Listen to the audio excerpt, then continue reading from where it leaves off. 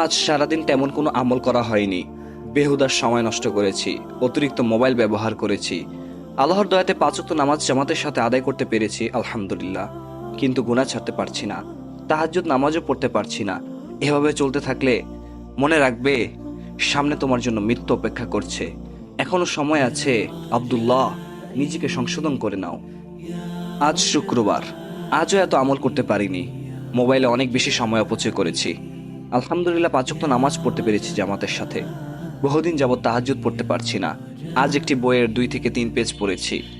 দুরূদ পড়তে পারিনি সারাদিন, আফসোস। মুখ দিয়ে গালিও দিয়েছি। আল্লাহ মাফ করুন।